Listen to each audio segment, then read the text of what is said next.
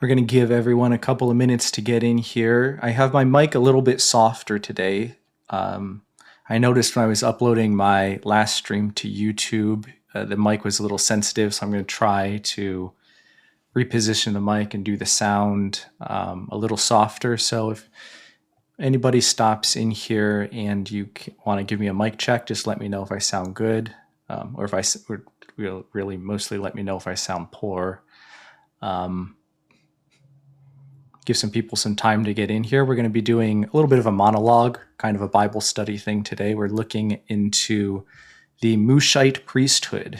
There seems to have been a priesthood which traced its lineage to Moses. And this was censored from the Hebrew Bible. And so we want to look at some of the evidences and implications of that in the text. So it should be a fun time for anyone who's interested in more of that kind of stuff. Yeah, it should be interesting. If you are not following me on YouTube and Twitch, go ahead and follow me there at Chetterson Official. If you use apps like Kick or Rumble or TikTok, obviously you use, go ahead and follow me just at Chetterson over on those apps. I don't stream to any of those, but I do upload some of my content there. I plan to stream to some other platforms eventually. So yeah. We're going to be discussing the priests of Moses today, so it should be exciting. And I'll give it about 5 minutes or so to let some people come in. Go ahead and tap the screen. Go ahead and share out the live, repost, reshare it as a story, all that kind of stuff. All interaction is good for getting into the algorithm, and anyone who's interested can swing in.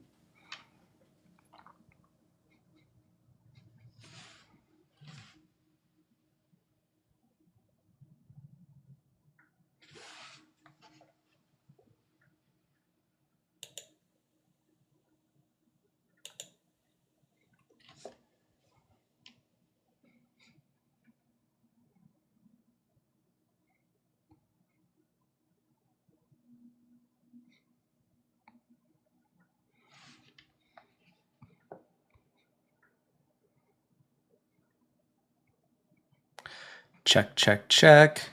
If I don't sound very good, just let me know. We're going to get this live stream started in just a couple more minutes. I want to give people time to come in.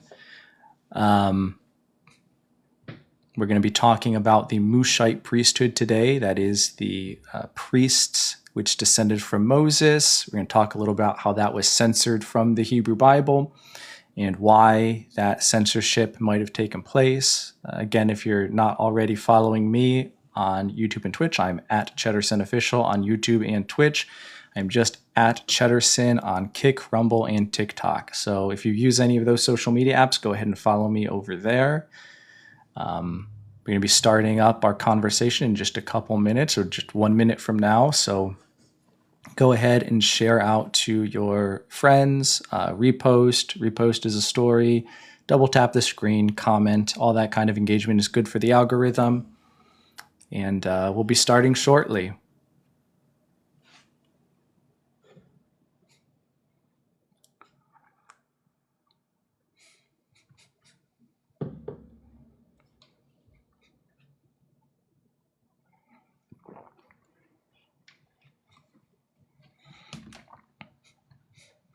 Welcome in. We're going to be starting our conversation in a little less than a minute. We're going to be talking about the priesthood of Moses and how it was censored from the Hebrew Bible. It should be fun. Again, remember to repost the live, repost as a story, share it with anybody, double tap the screen, all that stuff to keep the stream in the algorithm. Okay. Well, it's 5 after, so we're going to go ahead and get started with our conversation about the Mushite priesthood. This is a fun topic that people always find interesting when it comes to their attention, so it should be fun. I'll go ahead and shrink this down so everyone can see the window share here. Again, you guys know what my socials are. I am just at Chetterson on TikTok, Kick, and Rumble, and I'm at Cheddarson Official on YouTube and Twitch. We're going to go ahead and get this conversation started about the Mushite priesthood, the priests of Moses, and how they were censored from the Hebrew Bible. So we're going to begin our discussion by looking at what the requirements are to be a priest in the earliest parts of the Hebrew Bible, or at least the chronologically earliest parts of the story in the Hebrew Bible, which would be in the Pentateuch. So if we look at Exodus 23, sorry, let me go ahead and start typing here. We're going to begin in Exodus 23, and we're going to be looking at verses 25 through 29. And what we have here is the narrative about the golden calf, and this is related to that specific narrative. And so it says, "So you shall serve the Lord your God, and he will bless you. He will bless your bread and your water, and will take sickness away from the midst of you. No one shall suffer miscarriage or be barren in your land." Oh my goodness. This is the wrong passage. We're in Exodus 32, not Exodus 23.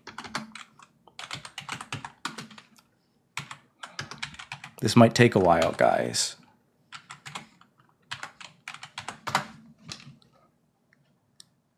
That looks better. Now, when Moses saw that the people were unrestrained, for Aaron had not restrained them, to their shame among their enemies, then Moses stood in the entrance of the camp and said, "Whoever is on the Lord's side, come to me." And all the sons of Levi, so there's the Levites, gathered themselves together to him. And he said to them, "Thus says the Lord God of Israel, every man put his sword on his side, and go in and out from the entrance to entrance throughout the camp, and let every man kill his brother, every man his companion, and every man his neighbor." So the sons of Levi did according to the words of Moses, and about 3,000 men of the people fell that day. Then Moses said, "Consecrate yourselves today to the Lord, that he may bestow on you a blessing this day, for every man has opposed his son and his brother." Okay, so we have the Levites being consecrated, all of them, not just the sons of Aaron. And so remember, the Levite tribe includes both Aaron and Moses and many other people. So we have here our first indication of the consecration of the Levites. Now we're going to look at another place which refers to something like this moment here. And we're going to start out in Deuteronomy 9:16. And this is going to set up the context. Hey, thank you for the heart me. Or who is Oppo? Good to see you, man. And what we have here says, "And I looked, and behold, you had sinned against the Lord your God, and made yourself a molten calf. You had turned aside quickly from the way which the Lord had commanded you." Okay, so we know that the context of these passages includes some time around or after this particular sin of the golden calf. And so if we go to the next chapter, we're going to be in Deuteronomy. It's going to be 10, and we're going to look at verse 8. You can see here it says, "At that time the Lord separated the tribe of Levi to bear the ark of the covenant of the Lord, to stand before the Lord, to minister to him, and to bless his name to this day."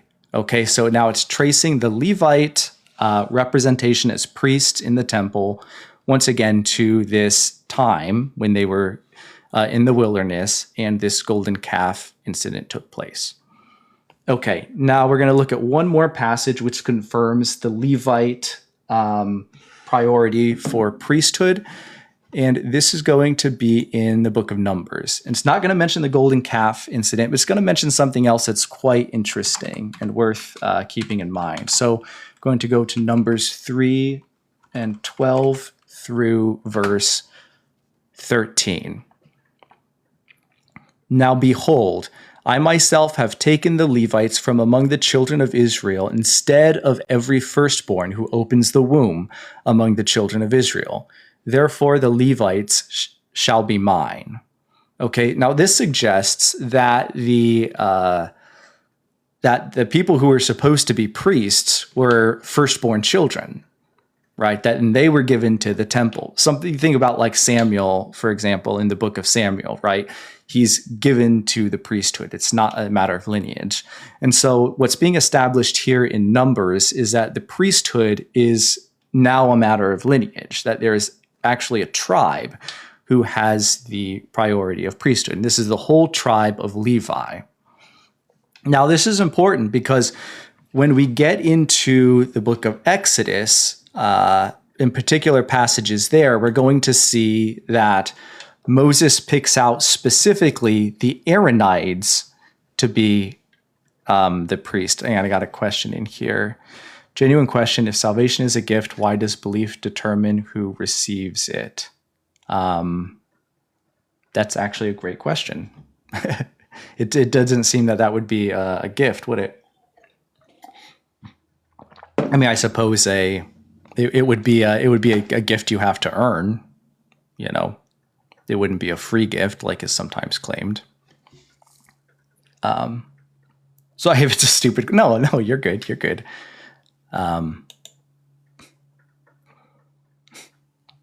Anyways,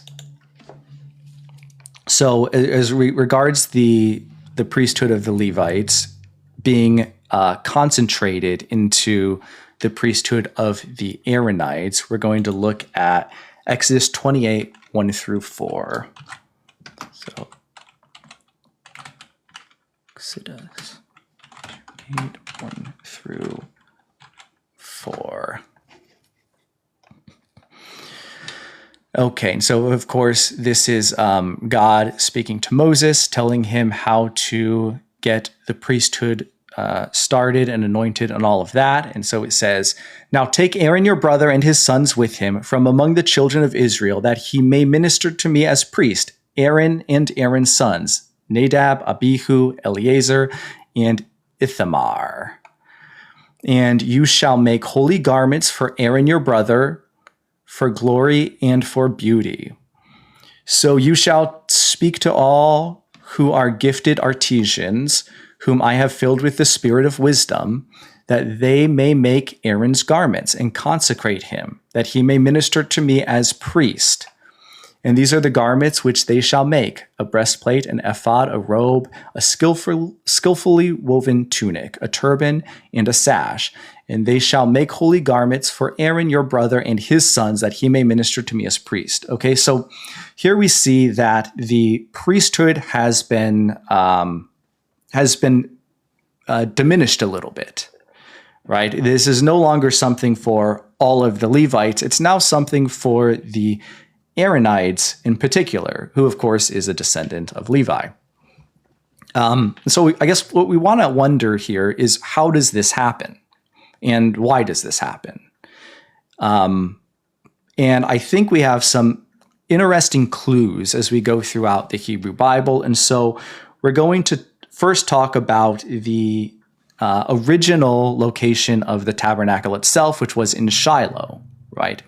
So you remember, and we'll go and look at the passages now, just for anyone who isn't familiar, but when the Israelites first conquer the land of Canaan, they gather at a place called Shiloh, which is in the hills of Ephraim, and they set up the tabernacle there. And this is the place, for example, in the book of Samuel, when the prophet Samuel is dedicated to the priesthood, this is the priesthood. It's the priesthood of Shiloh. And so we'll look really quickly at Joshua 18 and verse 1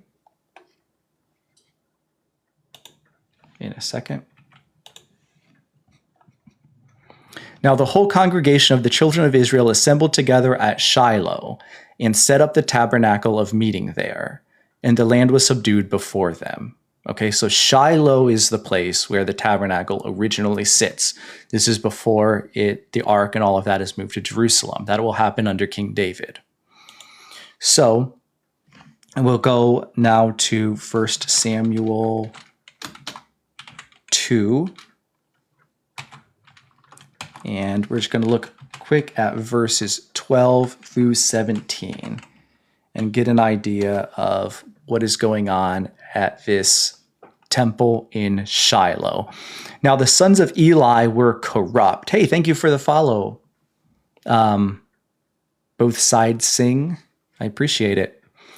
Now, the sons of Eli were corrupt. They did not know the Lord. And the priest's custom with the people was that when any man offered a sacrifice, the priest's servant would come with a 3-pronged flesh hook in his hand while the meat was boiling. Then he would thrust it into the pan or kettle or cauldron or pot, and the priest would take for himself all that the flesh hook brought up. So they did in Shiloh to all the Israelites who came there. Also, before they burned the fat, the priest's servant would come and say to the man who sacrificed, "Give meat for roasting to the priest, for he will not take boiled meat from you, but raw." And if the man said to him, "They should really burn the fat first, then you may take as much as your heart desires," he would then answer him, "No, but you must give it now, and if not, I will take it by force." Therefore, the sin of the young men was very great before the Lord, and the men abhorred the offering of the Lord. Okay.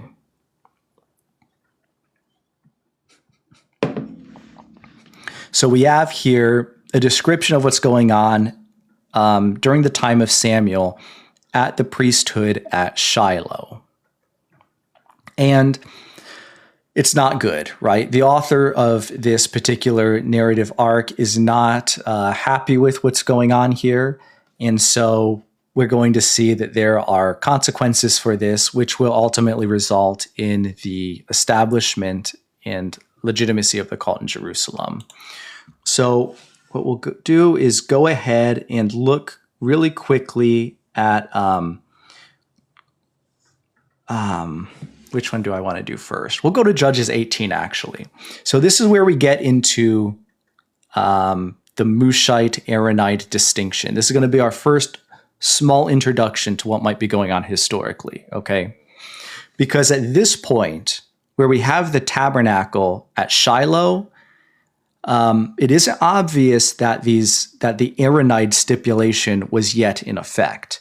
That piece of Exodus is probably after this, and this is going to be part of our indication for why this is. So we're going to look at Judges 18,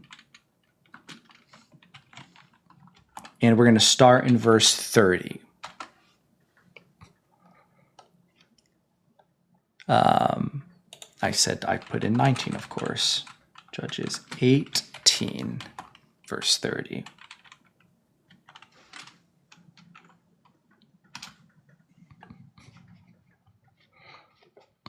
Okay, so here we have, then the children of Dan set up for themselves the carved image, and Jonathan, the son of Gershom, the son of Manasseh, and his sons were priests to the tribe of Dan until the day of the captivity of the land.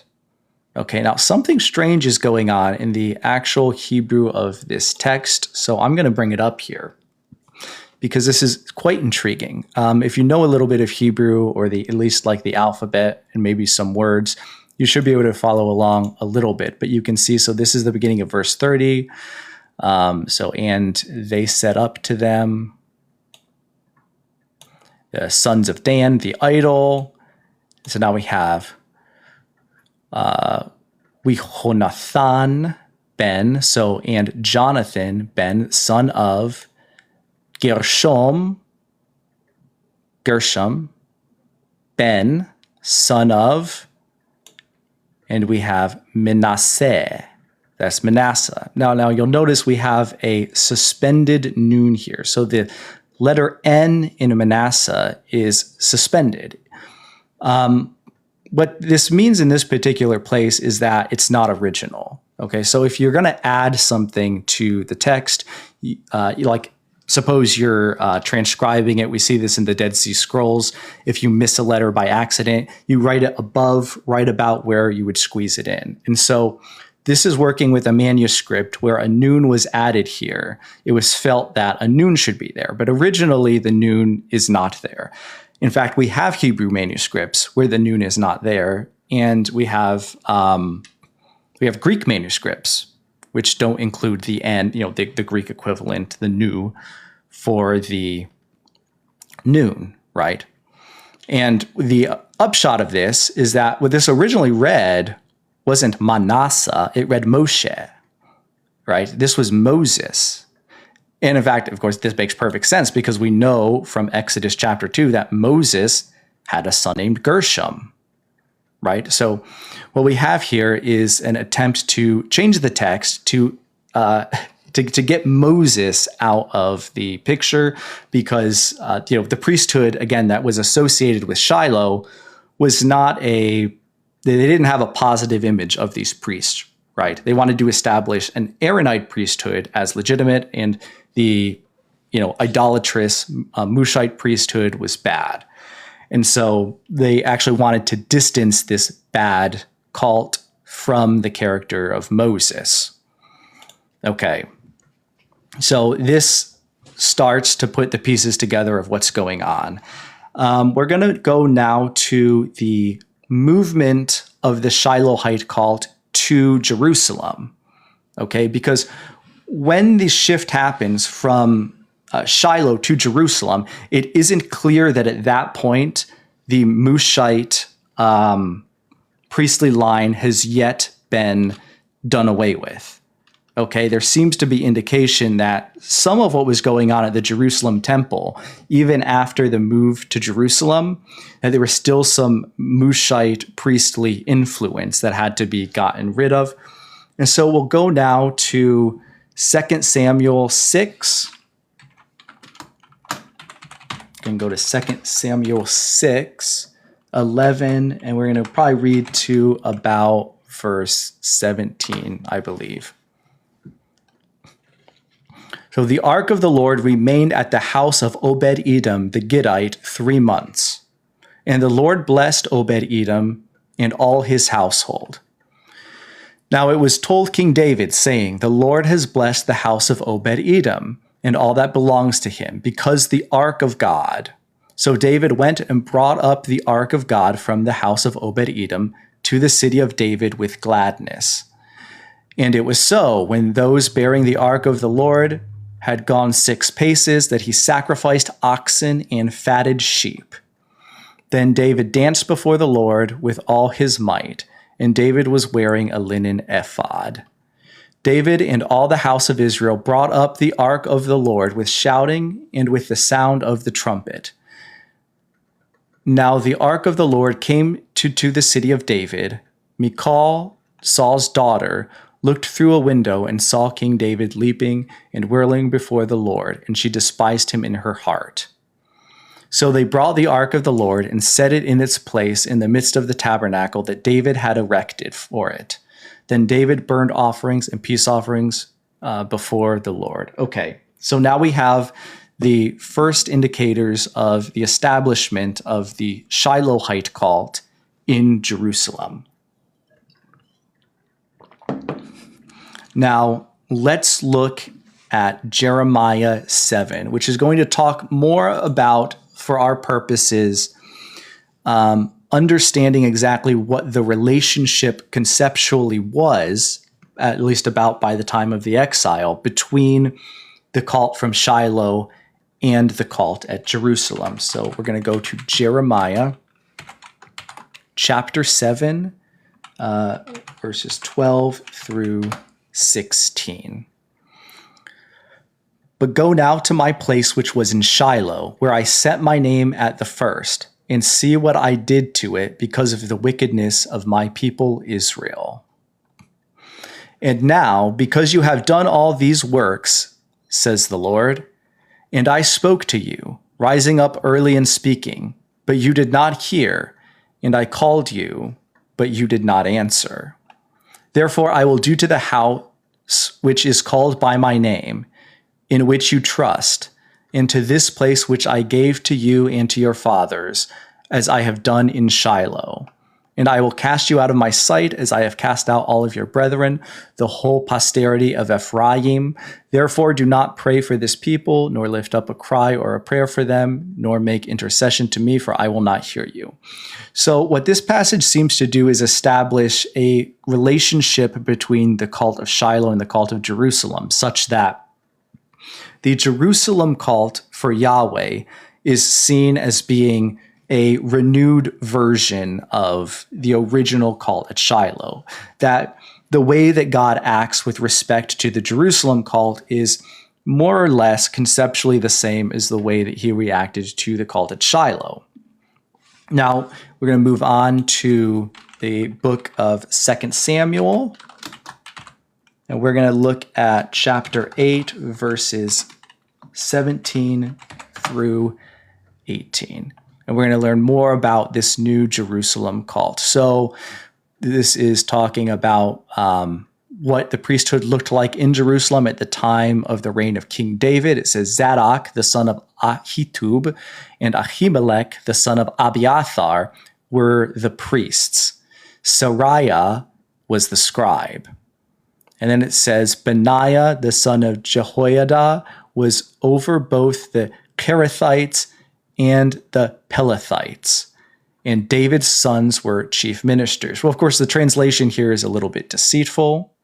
It doesn't say David's sons were chief ministers. It says they were Kohanim, right? Priests.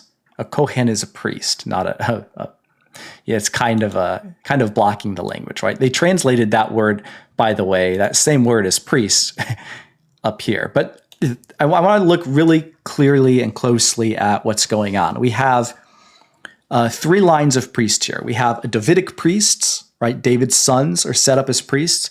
We have Zadokite priests. We're not really sure much about the origin of the Zadokite priests, although they seem, as we're going to see later, not to be related to the priests of Eli at Shiloh.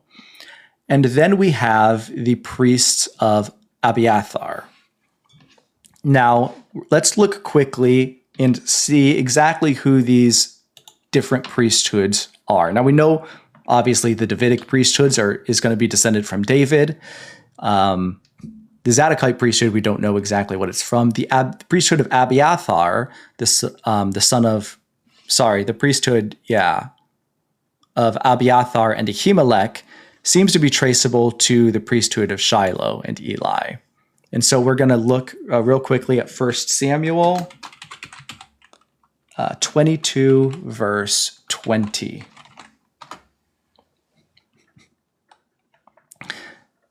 Now, one of the sons of Ahimelech, the son of Ahitub, named Abiathar, escaped and fled after David. Okay, so this is when Saul has murdered all of the priests of Nob, right?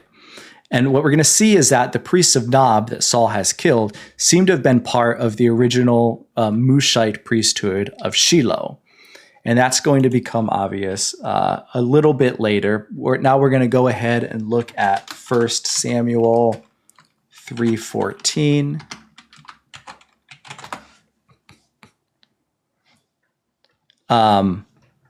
And this is going to, so this is where we get reference to judgment of the Shiloh priesthood. So, and therefore, I have sworn to the house of Eli that the iniquity of Eli's house shall not be atoned for by sacrifice or offerings forever. Okay. So no atonement for the house of Eli at Shiloh. So this kind of implies that there's going to be judgment. Some people would naturally say that the slaughter at Nob might have been part of that, but we're going to see in just a couple more passages from now that this is that there's a specification of exactly when this was completely fulfilled. And that's kind of going to be useful. So now we're going to look real quickly just more on the relationship between the two priesthoods, the one of Aaron and the one of Moses. We're going to go to Psalm chapter 99, the 99th Psalm. And actually, we're just going to go ahead and read through it. Verse 6 is obviously what we want to focus on. We're just going to read through real quick. The Lord reigns. Let the peoples tremble. He dwells between the cherubim. Let the earth be moved. The Lord is great in Zion, and he is high above all the peoples. Okay, so this is clearly about the temple of Jerusalem, right? Let them praise your great name, great and awesome name. He is holy. The king's strength also loves justice. Now we go down to verse 6. It says, Moses and Aaron were among his priests. Okay, so we can see that even once the temple cult is established at Jerusalem, again, we have direct references to Zion here, there was still this idea that not only were Mushite priests legitimate, as well as Aaronite priests. Okay. So now what we're going to do is look at what exactly happened that caused the Mosaic priesthood to be blotted out from ancient Israel's history. And to do that, we're going to look first at 1 Kings chapter 2 and at verses 22 through 27. And King Solomon answered and said to his mother, Now why do you ask Abishag the Shuamite for Adoniah? For Adoniah. I don't like to say the J. For Adoniah. Ask for him the kingdom also, for he is my older brother. For him and for Abiathar the priest, and for Joab the son of Zuriah. Then King Solomon swore by the Lord, saying, May God do so to me, and more also, if Adoniah has not spoken this word against his own life. Now therefore, as the Lord lives, who has confirmed me and set me on the throne of David my father, and who has established a house for me, as he promised, Adoniah shall be put to death today. So King Solomon sent by the hand of Benaiah, the son of Jehoiada, and he struck him down, and he died. And to Abiathar the priest, the king said, Go to Anathoth, to your own fields, for you are deserving of death, but I will not put you to death at this time, because you carried the ark of the Lord God before my father, and because you were afflicted every time my father was afflicted. Okay, so now we have something interesting going on. Remember, King David had 3 priesthoods. One of his sons, he had one from a guy named Zadok, and now he has one of Abiathar. And Solomon has dismissed Abiathar from being priest. This means that there's only 2 priesthoods operating in Jerusalem at the time of Solomon, right? Solomon does not have any trace left of the Mushite priesthood. And look at what we have in the very next verse. So Solomon removed Abiathar from being priest to the Lord, that he might fulfill the word of the Lord which he spoke concerning the house of Eli at Shiloh, right? So it seems to be the case, if removing Abiathar, if that solves the issue of the Elite priests at Shiloh, if that's the conclusion to that judgment, then it seems that the Zadok priest would not be a Mushite priest. And as we're going to see, this seems to be what the idea was, that the Zadokite priests were descended from Aaron. Okay? So first I want to look at Jeremiah chapter 1, because Jeremiah was a priest. And he was a priest of a specific kind. Looking at verse 1, the words of Jeremiah the son of Hilkiah, of the priests who were in Anathoth in the land of Benjamin. Okay, so you remember the Mushite priests were banished to Anathoth. Jeremiah is one of those. Okay, so it seems to be the case that when this happened, they continued to practice, their priestly duties, probably at a different cult. And this actually wouldn't be surprising. Archaeologically, we know that there were cults active during this time in the territory of Benjamin. Look up the excavations going on at Tel Motza. These went on all the way down into the 9th, 8th centuries BC, from about the time of Solomon. So this is absolutely conceivable that we had a Mushite priest actually get exiled from this area. But this isn't the view that wins out. So we're going to go to Ezekiel now, because Ezekiel is an exilic prophet who is also a priest. You can see here, if we go in, Ezekiel's telling the time. He's in the 5th year of the exile. The word of the Lord came expressly to Ezekiel the priest, right? So we know that Ezekiel is a priest. But let's look at what his bias is, because Ezekiel, it seems, would not accept the priesthood that Jeremiah is a descendant from. Let's go to Ezekiel. There's a handful of passages. We can start with 40, verse 46. The chamber which faces north is for the priests who have charge of the altar. These are the sons of Zadok from the sons of Levi. Okay, so according to Ezekiel, only a Zadokite can be a priest, right? The priests are the Zadokites. Let's go, let's see if there's another one that's a little more specific. How about 48 verse 11? 48 verse 11. So it shall be for the priests of the sons of Zadok, who are sanctified, who have kept my charge, who did not go astray when the children of Israel went astray, as the Levites went astray. So again, among the Levites, it seems to be the case that only the Zadokites remained righteous in the eyes of Ezekiel, right? Again, when Abiathar is dismissed from his service, presumably because he was somehow involved with supporting the contender for king of Israel in the time of Solomon, all you have left is Zadokite. And of course, the sons of David, but we don't hear much about them after, right? And so Ezekiel is a part of the progeny of this priesthood that was in Jerusalem starting about the time of Solomon. Now,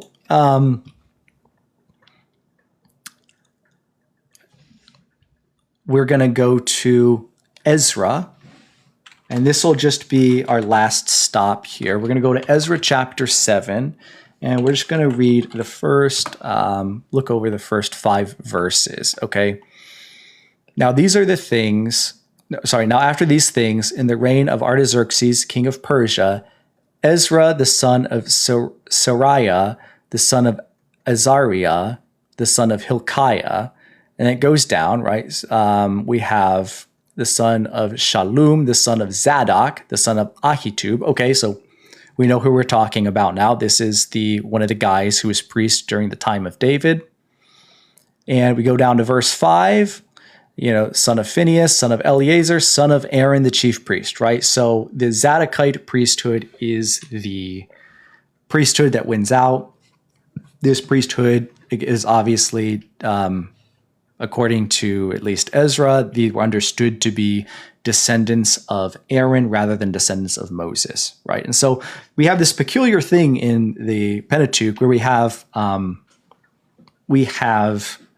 fossils of this understanding that Levites in general could be priests, and then we have these specifications that only Aaronites can be priests, which seem to have their origin from this time when the Mushite priesthood was engaging in this idolatry, and then eventually one of their priests who is brought over to the Jerusalem temple has some issues with Solomon, and there's a split there. And so what eventually happens is we get this kind of contrived narrative of the Levites not always being the ones who were priests, but in fact, going back to the time of Moses, that the Aaronites were always the priestly line of Levi.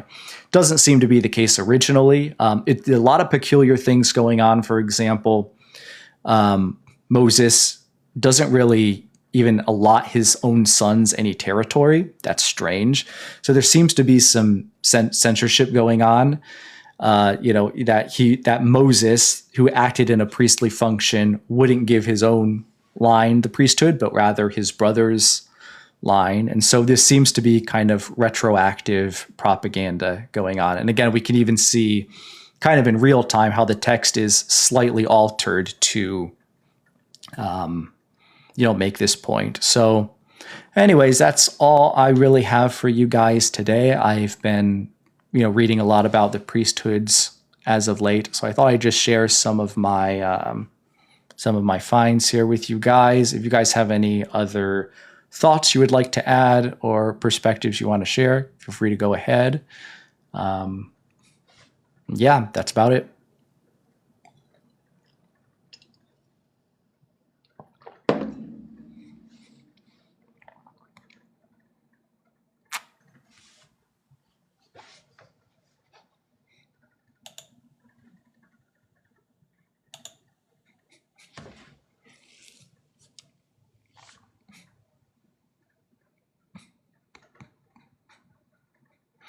Well, for anyone who stuck around this long, I appreciate it. I hope that you learned something new. I'll go ahead and shut down the live now, but I appreciate you all for being here. Have a good night.